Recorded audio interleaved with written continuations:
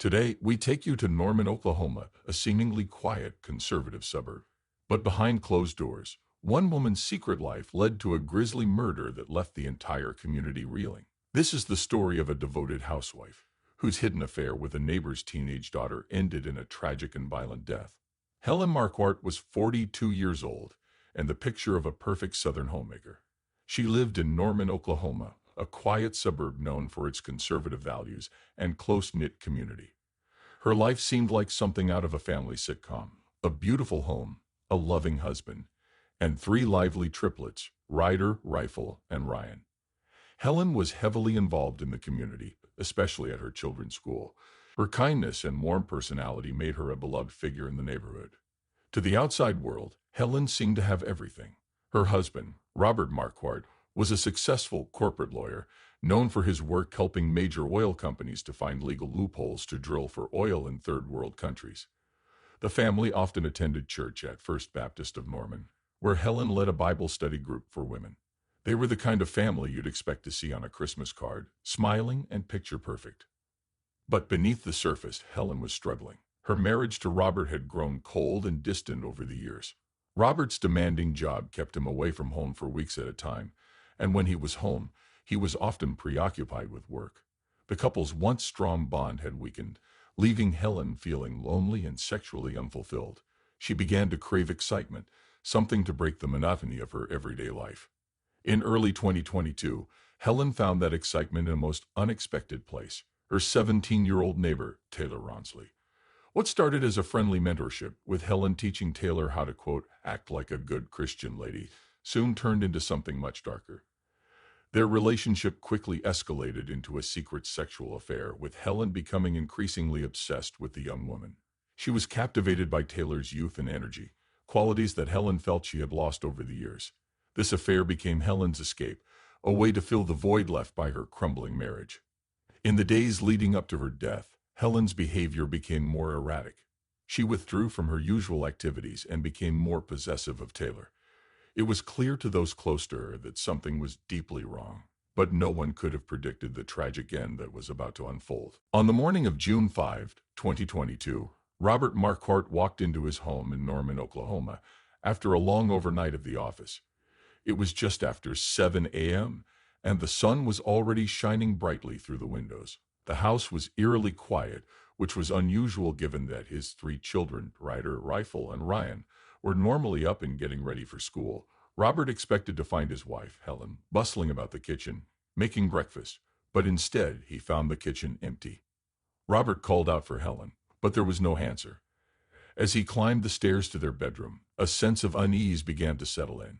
When he reached the bedroom door, he noticed it was slightly ajar. Pushing it open, Robert was met with a scene that would haunt him forever. Helen was lying on the floor next to their bed, naked, with a pool of blood around her head. She had been shot to death. The room was a mess. The bed was unmade, furniture was overturned, and shards of broken glass were scattered across the floor. It was clear that a violent struggle had taken place. Robert stood frozen for a moment, his mind struggling to process what he was seeing. Then panic set in.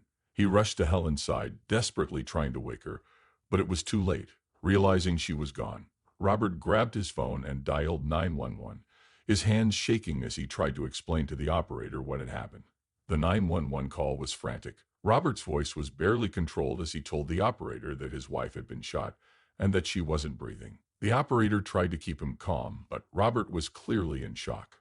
When the police arrived a few minutes later, they found Robert sitting on the floor next to Helen's body, his face pale and his eyes wide with disbelief. He was taken outside and placed in a police car while the officers secured the scene.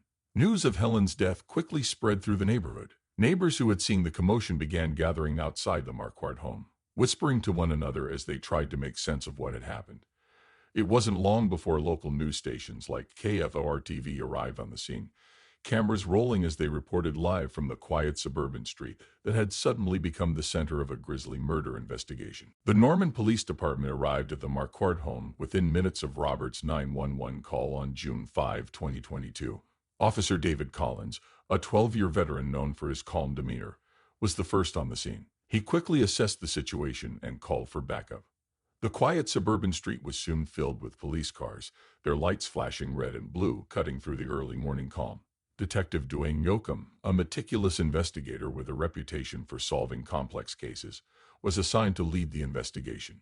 As the officers entered the home, they were met with a chaotic crime scene. The bedroom was in complete disarray. The bed was unmade, the mattress askew, and several pieces of furniture had been knocked over. The broken glass on the floor suggested a struggle had taken place. Helen Marquardt's lifeless body lay on the floor next to the bed, a gunshot wound to her head the apparent cause of death. Blood had pooled around her, staining the beige carpet a deep red. Detective Yoakum surveyed the scene with a practiced eye.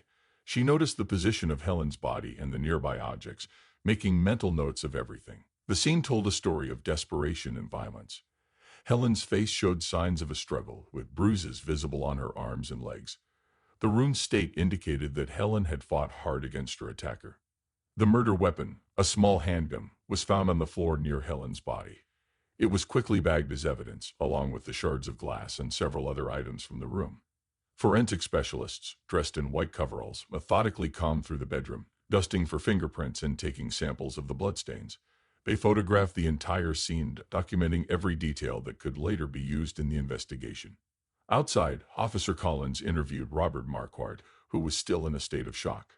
Robert explained that he had found Helen's body when he returned home from work early that morning. He insisted he had no idea who could have done this to his wife. As the questioning continued, Robert's answers were slow and disjointed, reflecting his disbelief and grief.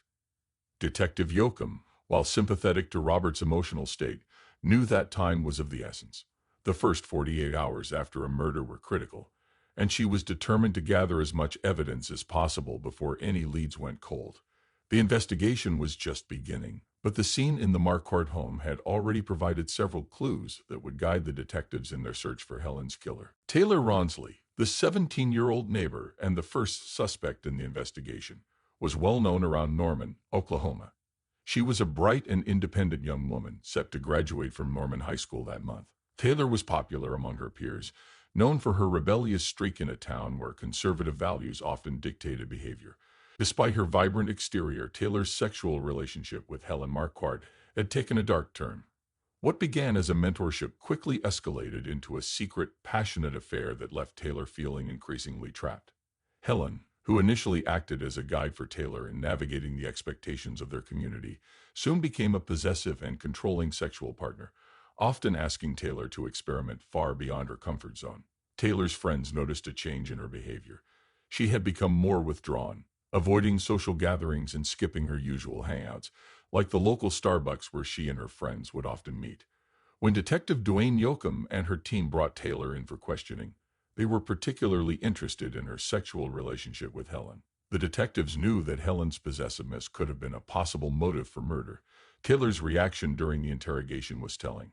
She appeared nervous, fidgeting with her hands and avoiding eye contact.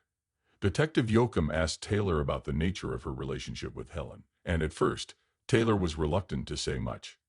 However, as the questioning continued, she admitted that she and Helen had been involved in a romantic relationship that had recently soured. Taylor described how Helen had become increasingly erratic in the weeks leading up to her death. She mentioned how Helen would often call her at all hours of the day, demanding her to drop everything to have sex with her.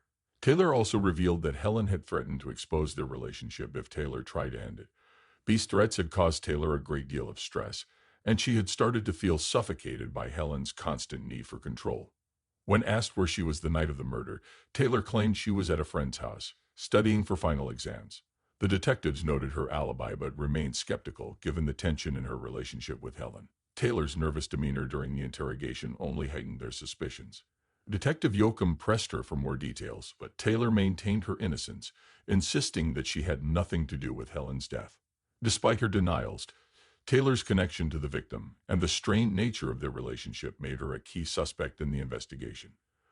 The detectives knew they needed to dig deeper into Taylor's story to either confirm or rule out her involvement in the crime. The next person under scrutiny was Robert Marquardt, Helen's 46-year-old husband. As a corporate lawyer specializing in helping oil companies find loopholes to take people's land in third-world countries for drilling, Robert had a demanding career that often kept him away from home. He worked long hours, frequently traveling for business meetings and court appearances.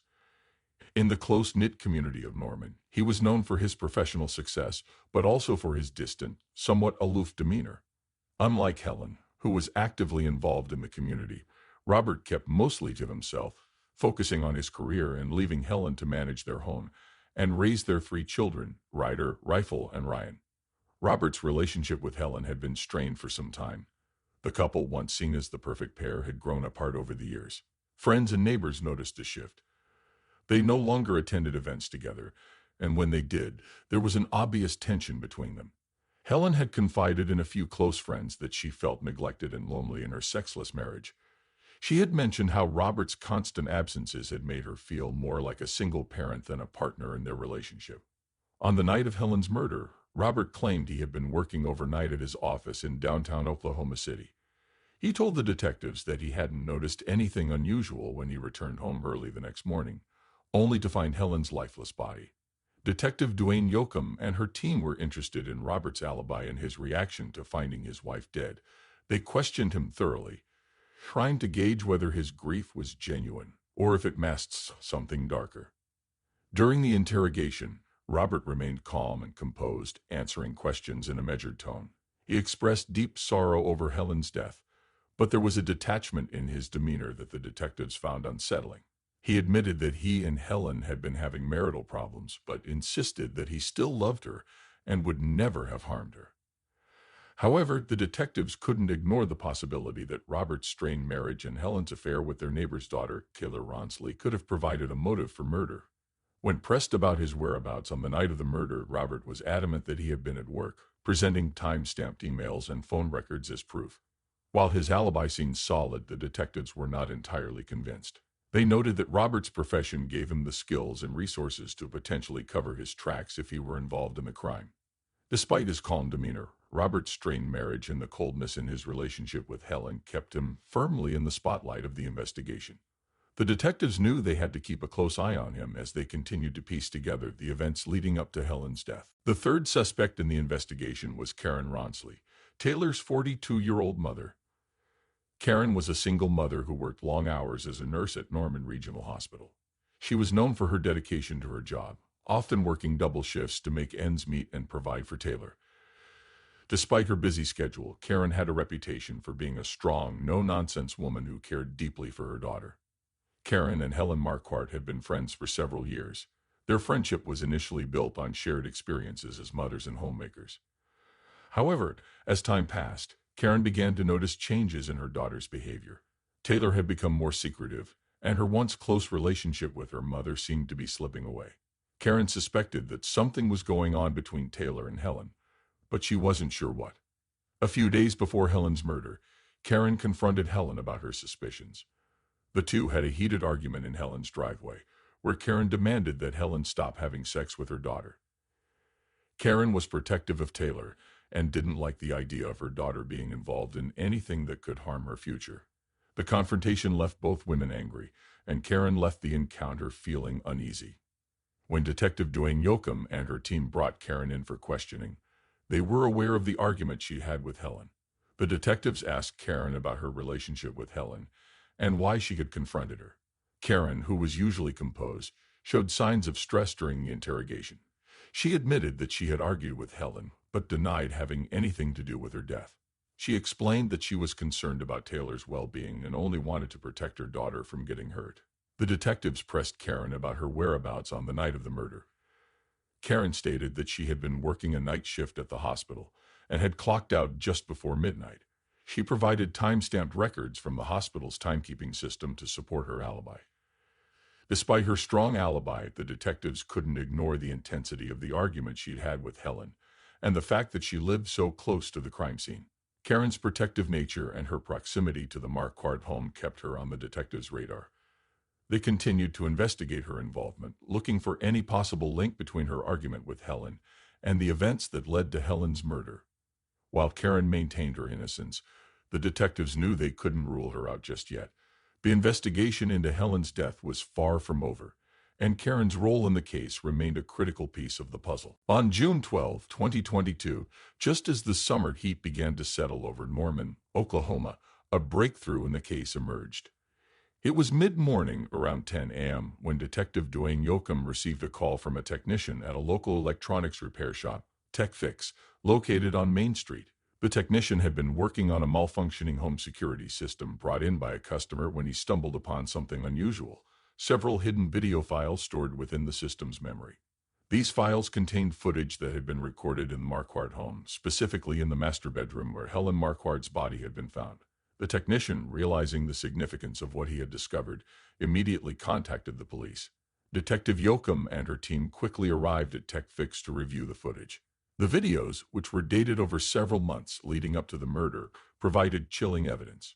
The recordings revealed Helen engaging in a sex relationship with Taylor Ronsley. What was more disturbing, however, was that it became clear Helen had been the one secretly filming their sexual encounters, likely without Taylor's knowledge. The videos not only confirmed the illicit affair, but also showed the increasing tension between Helen and Taylor.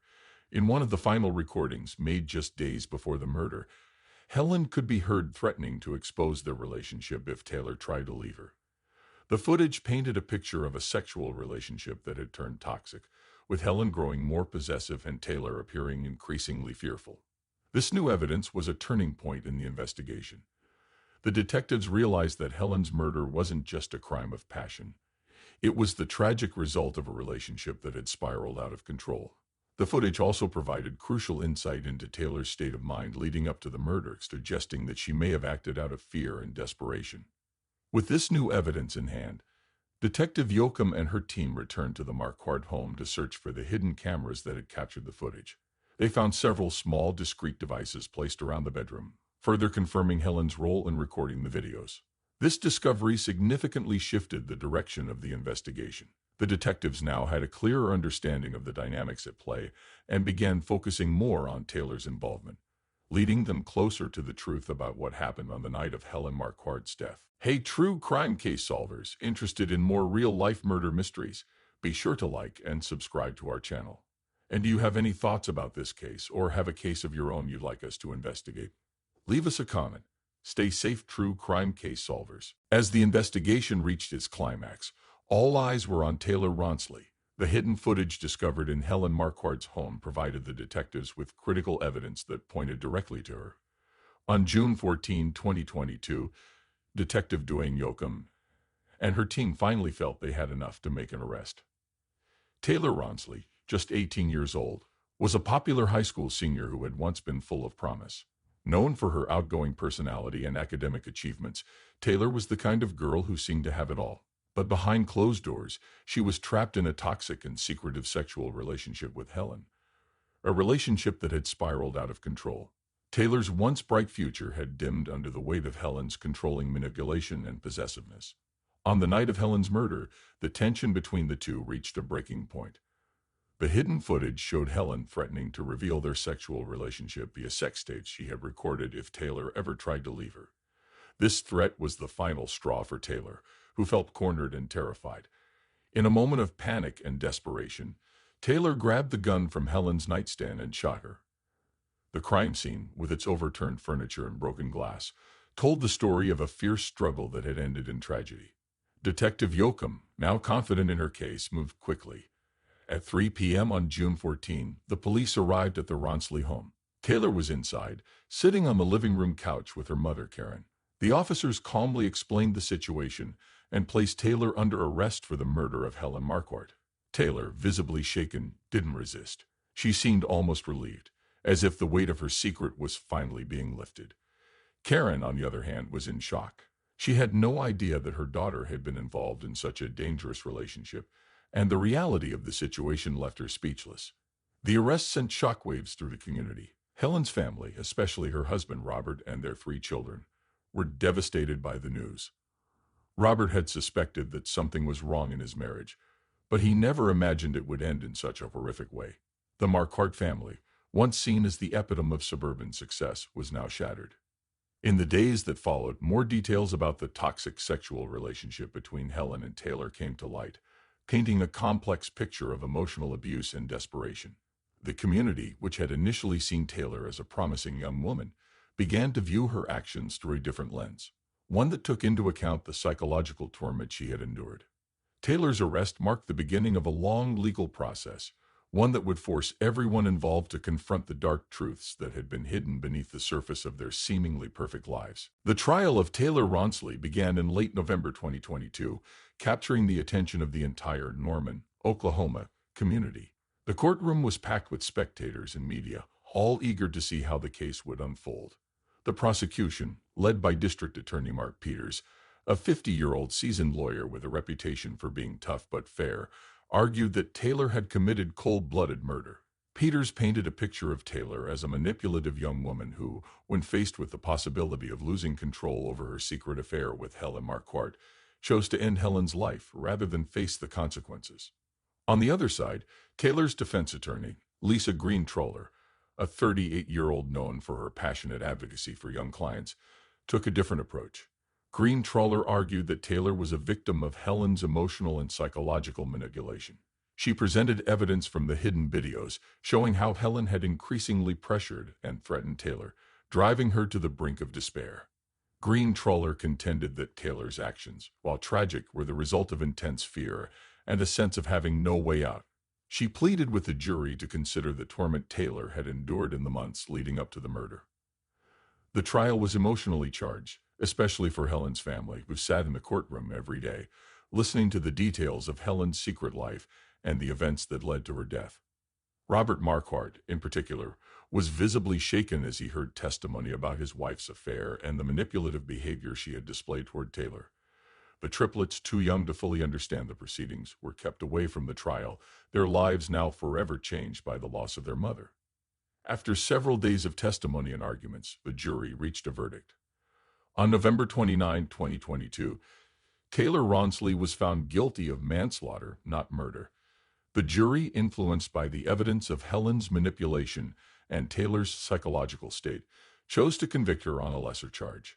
The judge sentenced Taylor to 10 years in prison, with the possibility of parole after 5 years. The sentence was met with mixed reactions. Helen's family felt the punishment was too lenient, struggling to reconcile the woman they knew with the secret life that had led to her death. Meanwhile, some in the community sympathized with Taylor, recognizing the difficult circumstances that had driven her to commit the crime. The trial's conclusion left many in Norman reflecting on the hidden struggles that can exist behind closed doors and the tragic consequences they can bring. In the aftermath of the trial, the lives of everyone involved were profoundly changed. Taylor Ronsley began serving her sentence at the Mabel Bassett Correctional Center, a women's prison in McLeod, Oklahoma. At just 18 years old, her life had taken a tragic turn. Inside prison, Taylor enrolled in counseling and educational programs, trying to rebuild her life from the ruins of what it had become. Her once bright future, full of promise, now seemed uncertain as she faced the consequences of her actions. Helen Marquardt's family struggled to move on from the tragedy that had torn their lives apart. Robert Marquardt, who had once been a successful corporate lawyer, found it difficult to return to his high-powered career. The revelation of his wife's secret affair and the circumstances surrounding her death had left him shattered. He took a leave of absence from his job, choosing instead to focus on raising his children, Ryder, Rifle, and Ryan. The triplets, just 9 years old, had lost their mother in the most horrific way. Robert did his best to shield them from the details of the case, but the emotional scars ran deep. Karen Ronsley, Taylor's mother, also faced an uphill battle. A dedicated nurse who had always worked long hours to provide for her daughter, Karen was consumed with guilt, wondering how she could have missed the signs of her daughter's distress. She continued to support Taylor throughout her incarceration, visiting her regularly and advocating for her early release. The Norman community, once close-knit and conservative, was left in shock by the events that had unfolded in their quiet suburb. Helen Marquardt's death and the trial that followed became a cautionary tale, a reminder that even in the most seemingly perfect neighborhoods, dark secrets could be lurking beneath the surface. Friends and neighbors who had once admired the Marquardt family now looked at their own lives, questioning what might be hidden behind their own closed doors. Life in Norman slowly returned to normal, but the memory of Helen's tragic death and the trial that followed would never fully fade. It served as a grim reminder of the hidden pain and desperation that can lead to unimaginable consequences.